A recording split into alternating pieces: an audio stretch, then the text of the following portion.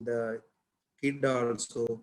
So there are numerous tasks, multiple roles, several hats, all packed into a single day for a woman. So women, when compared to men, they are having a lot of responsibilities. And today, above all these problems, now the problem, latest problem that women are facing is the cyber bullying or attacks or the threats through the cyber world. So especially the young children, irrespective of age, I think middle-aged or even old women are also being attacked through the cyber world also. So we have a special session on cyber threat handling or how to deal with how to be careful in the cyber world in this edition of BGB. And yeah, these are all, you might have seen all these things. Teenagers, young ladies are all facing problems of either fake profiles or threatening through the cyber world. So when we talk about women, the first thing that comes into our mind is the role of mom or a mother. So you might have heard, or all of you have heard about this particular quote by Karl Lagerfeld. The only love that I really believe in is a mother's love for her children. So mother, the way, when we say mother, the role played by ladies, everyone has full respect for that particular role. And coming to India, India has a great tradition of respecting women, and there is no need to explain the love between our Lord Sri Krishna and his mothers. So mother is the symbol of love. And even we refer our nation itself as Bharat Mata. So the whole nation is modeled as mother for all Indians. So that is the way we respect, our Indians respect women. So even recently, even in Kerala, or in Malayalam movies, people have started giving very important roles for women. There are very strong characters coming. So this is one of the, recent movies where I think Manju Warrier was playing the role of a very strong woman, a strong women character in the movie How Old Are You? So, yeah. So this is, I will introduce one particular concept. I think most of you may be aware of it, but still in this context, let me say something about human library. So this human library is actually an idea which was born in the year 2000. Ronnie Abrigel, a social activist, launched it in Copenhagen, Denmark. The human library now has around 600 book depots worldwide. So readers are free to choose these human books from a catalog. The books then share their life experiences with a group of readers, and an interactive session will follow. So human library is actually a library where you have people from different walks of life. So there can be a lawyer, or there can be a very senior surgeon, or there may be an engineer, or there may be a person who worked in an office, or there may be a housewife. So different type of people are there. So they are available in the library. So those who want to study or interact and learn from their experience can go and talk to those living books. So that is actually a concept even in India. I think in the metro cities, Mumbai, Delhi and all, there are human libraries available. So you can read from living books. So why I am telling it in this context is this particular workshop, which is arranged in 3 days, is also something like a human library. So we have very experienced personalities. In this context, mostly our sisters or our women colleagues who are coming and sharing their experiences with you. So this is actually an opportunity for all of you to interact and learn from them. So they are sharing their experience, their life, their achievements, their failures, the mistakes that they have committed with you.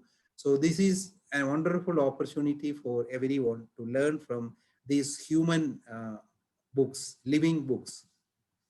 So this is, these are some of the pictures from the human library concept. So you can see that many are listening to one particular book. So here an old man, I mean, he is a person probably around 70 or 80s. So others are discussing with him and learning or getting experiences from him. Rather than reading a book or much, you will get a lot of ideas when you interact with a very experienced person.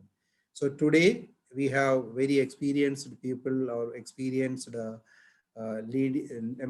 senior colleagues talking to you. And again, this is another human library, which is, I think, in IIT Hyderabad. IIT Hyderabad has set up a human library in their campus. So this is a picture from the human library set up at IIT Hyderabad. So there are different books. So these are all called so-called books. You can interact with them. And yeah, as behind every successful man, there is a woman. That is actually a fact. But people say that that is because women don't follow unsuccessful men. Simply a joke. But behind every successful woman is the good, the bad, and the mundane that women navigate through to succeed. So the modern women or our women colleagues are facing a lot of hardships, and they are, fighting against all odds and succeeding in their profession. So I hope this particular workshop, which is arranged in 3 different days, will be a great fruitful session for all the members. And IEEE Malabar subsession will continue to arrange such events for our women colleagues in future also. I thank all of you for giving me an opportunity to talk in this particular context. And also I congratulate all the members, those who are for registering into this particular workshop. Thank you. Over to you, Dr. Bindima.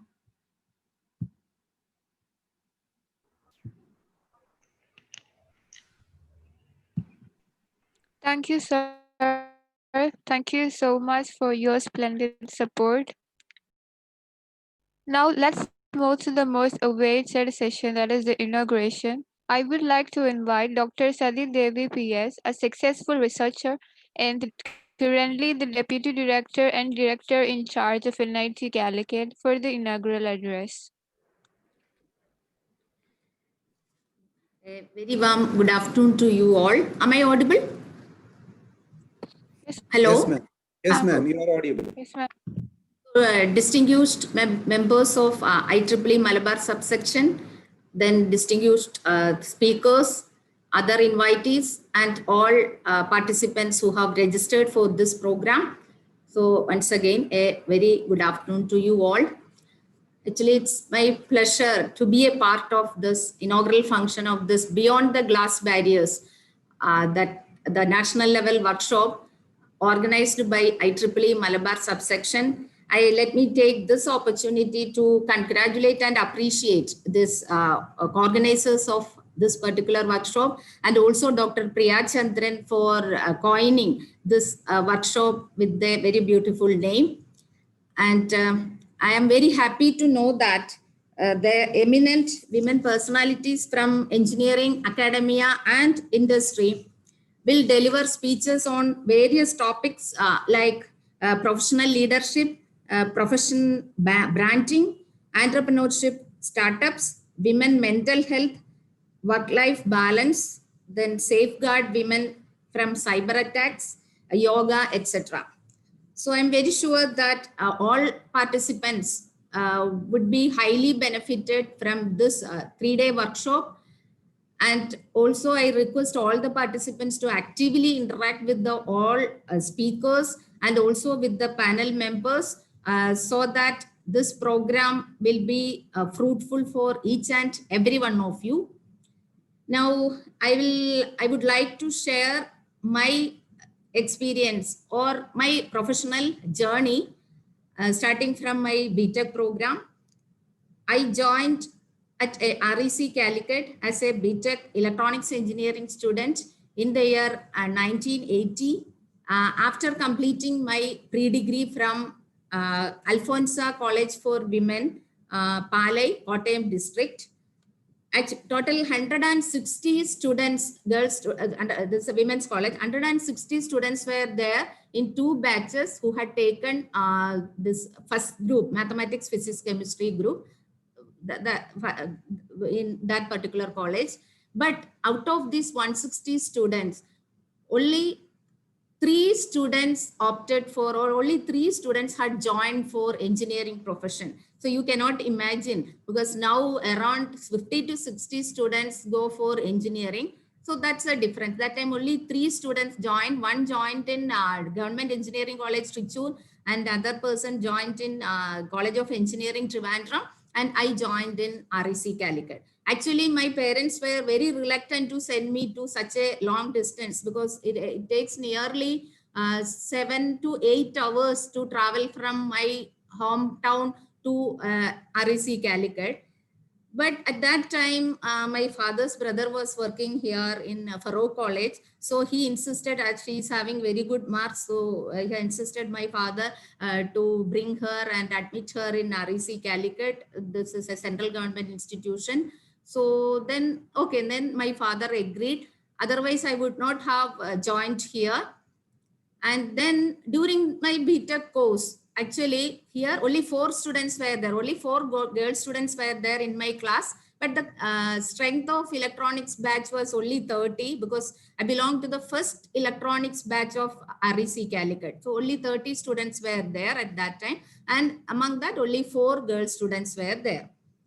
But as a student for the 4 years, actually those 4 years were the best 4 years in my entire life, I should say. I enjoyed the academic life as well as the hostel life. And also we were given very good respect, good care, and also very good support, and from the teachers, from the staff, as well as from our peer group. So we didn't face any issues here as far as say that my student life at NIT Calicut is concerned. In that way, I was very lucky. And then after completing, at the end, 8th semester, I wrote GATE exam.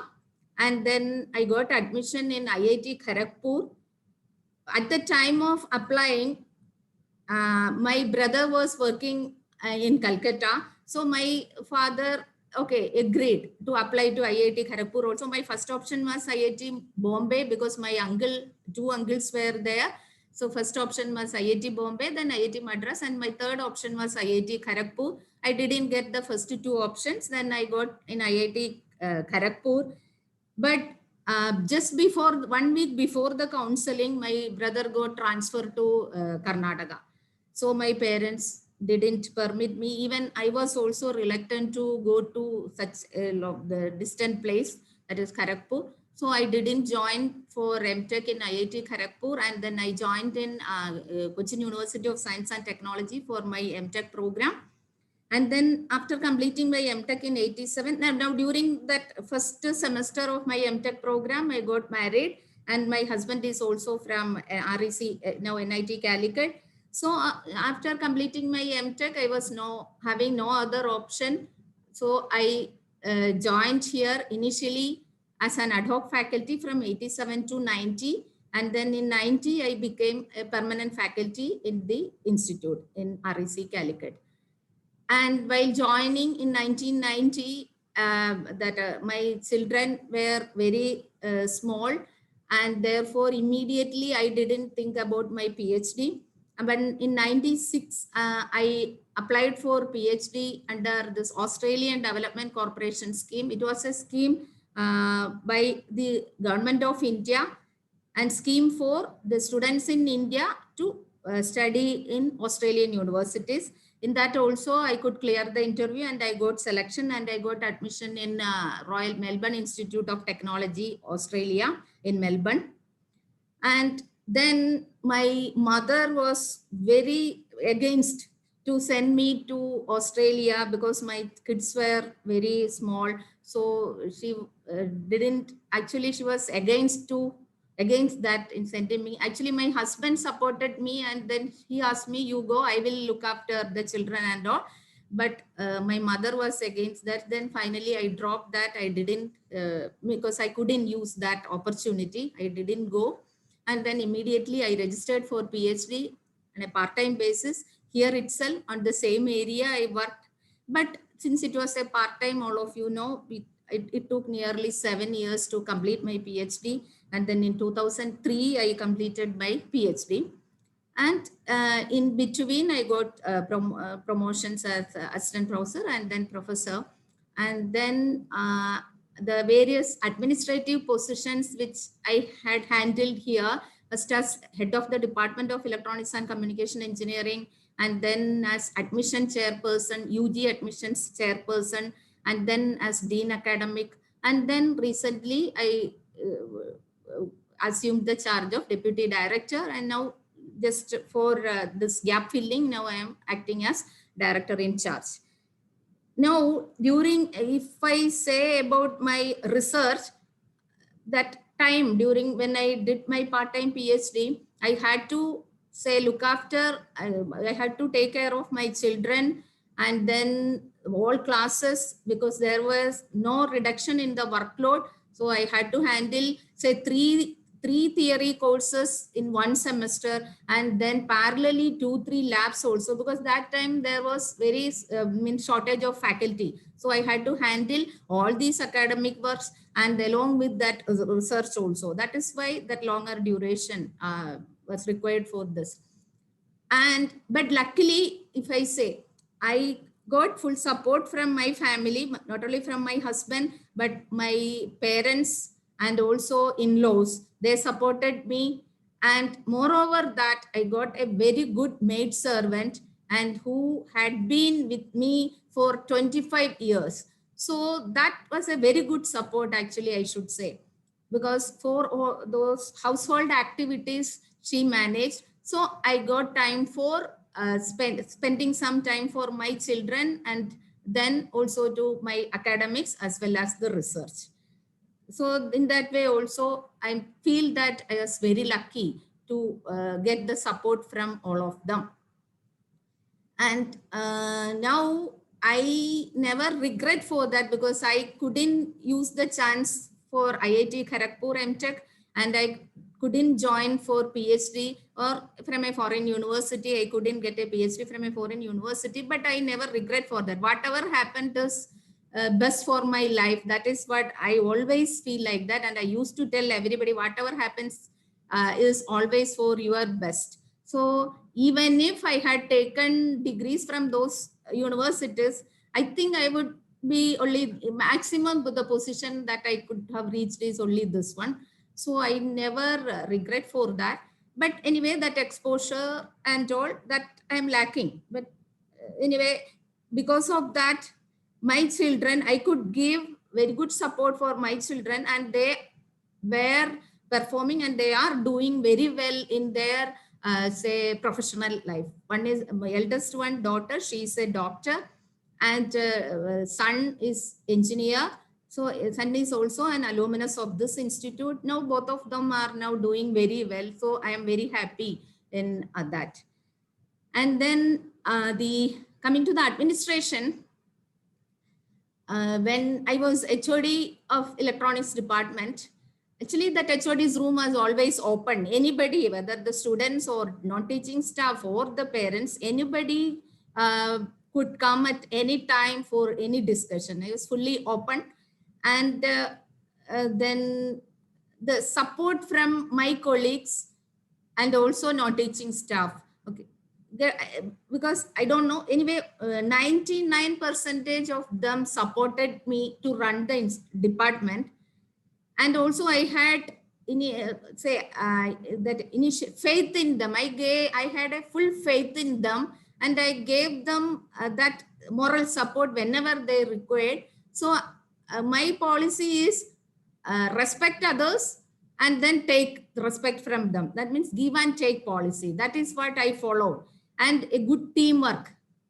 Okay, if you have a very good team, and if you behave as one among that team member instead of as a team leader, a good administrator should work along with them, and the other members of the team should feel that that you are also one among them, then they will definitely support. And whenever I call them at any time, any Sunday or Saturday or any holiday, they used to come and support me. So I got full support when in the department. And while Dean Academic also, so many issues, not only from the students, then requests from alumni, then requests from parents, many things we had to handle. There also I had a very good team support, and from teaching staff as well as from the non-teaching staff. And usually the students entering into a Dean Academics room will be the people having some problems. They may require some relaxations in the rules, or they require some say extension for submitting some certificates like that. Okay, in many of the cases, they know that as per the rule, it is not possible. Even we know that as per the rule, it is not possible. But many of them will be entering into the room along with their parents crying and all. So immediately, even though I know that that is against the rule or it cannot be possible, but I never told immediately a no. What I used to follow is, okay, keep the application here, and I have to discuss with the higher authorities like director. And also if it cannot be implemented and if it is not at all possible, what I used to say is, even if the director says, he may have to discuss with the MHRD and all. So without giving the much hope, but without depressing them, I used to handle such situations. So this I learned from my say house management, because when the maid servant makes something or when does something, okay, if I don't like that one, what I used to say is, instead of say firing her or telling something unpleasant words, what I used to say is, see my husband or sir won't like this, so don't do like that. So similarly, if the student comes, then I say the direct, I have to get the permission from the director. If the director agrees, or if the MHRD agrees, like that. So this in that way, I used to handle this administration duties also. And always these are the, in order to be successful in your professional life, you should have a very good team and faith in them and make them into confidence. And you should be impartial and also give a very patient listening, because the people who approach, they require a very good attention. So give them a very patient listening. And if they feel that at least you are listening, because they may be coming from various sections after meeting many people and all, and then many of them may not be say positive, or at least they may not be willing to listen them. At least if you give a very patient listening, that itself will be a very good say positive sign for the people who are coming with a certain request. So that we should do that. I used to follow very patient listening. And then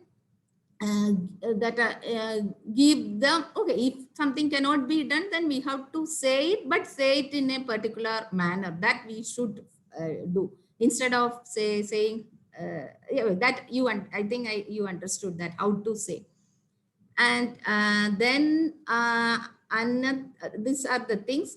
So if we give them such care, especially for the students and all, if they feel that we are caring them, and then many may be having some financial issues and all, whatever way the institute can do, that we will arrange and then give, so the students will be happy.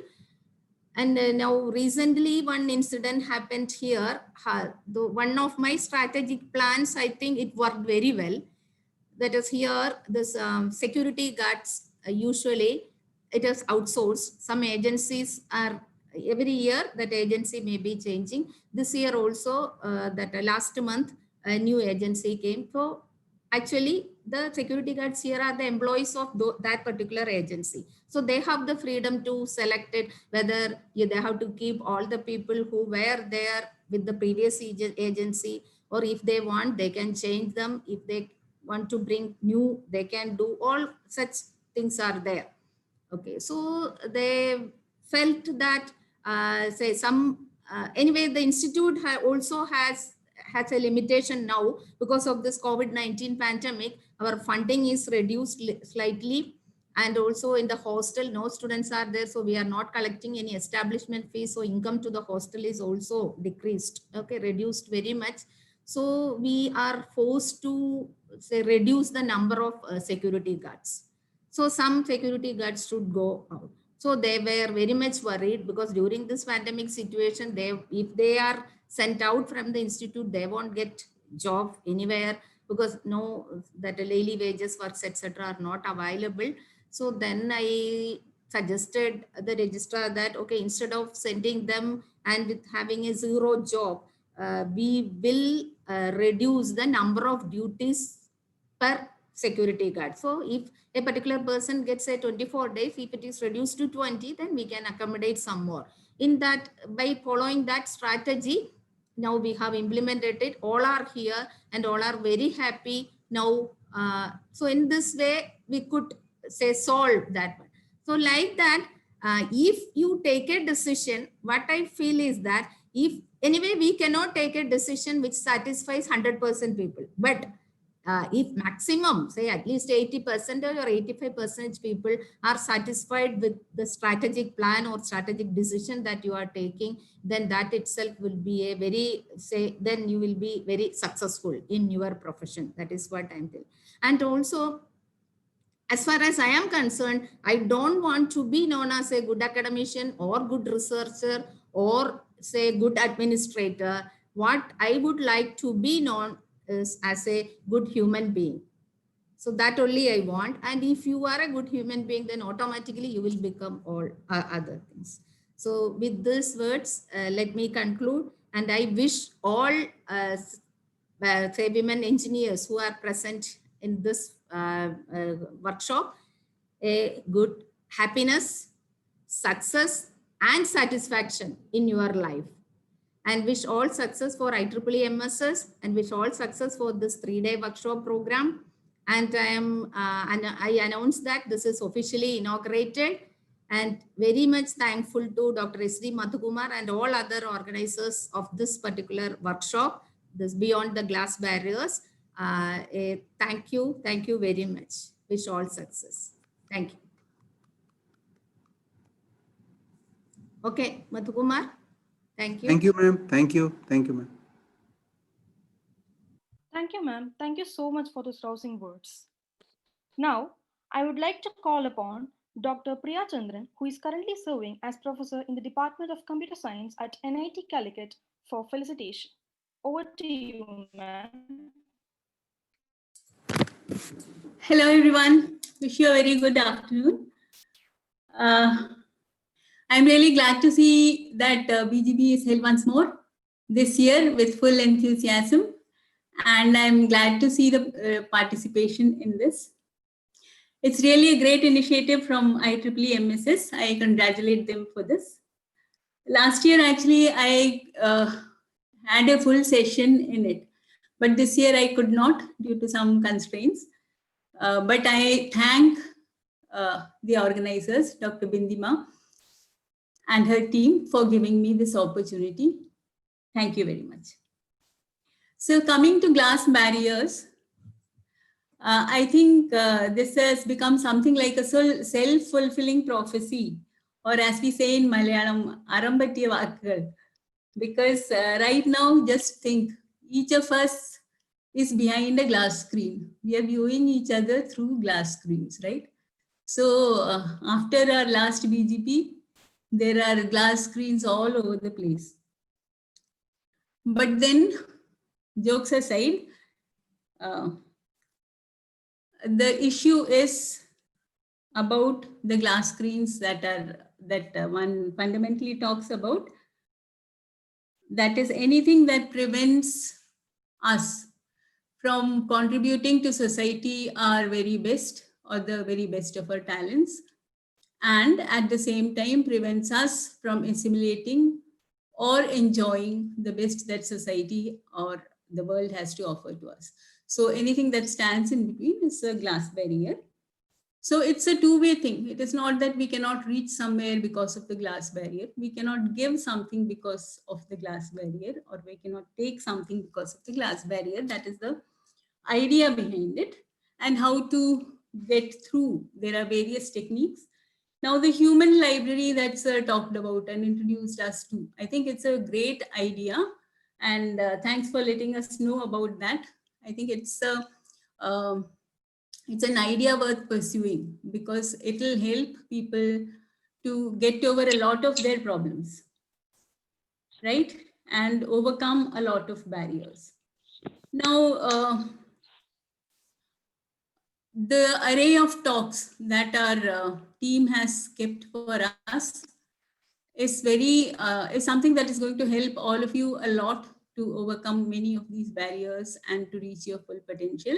So make the best use of it is what I would like to say. Most of the time, apart from that, one more thing is that most of the time, some barriers are imaginary. They are only there in our minds. And then how do we remove them? So introspection as such is very important.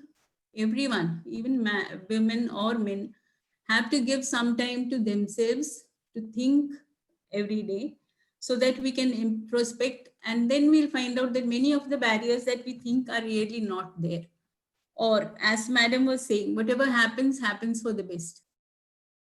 The universe has a way of adjusting such that your situation becomes the most conducive or the best one under the current circumstances. So that is something we would realize and overcome any apprehensions or thoughts that we have, if we do some introspection on a regular basis. Then the next thing is that getting in touch with your friends is again something very important. So your childhood friends, now that we have social media and all those things, the best people to be around with are your childhood friends.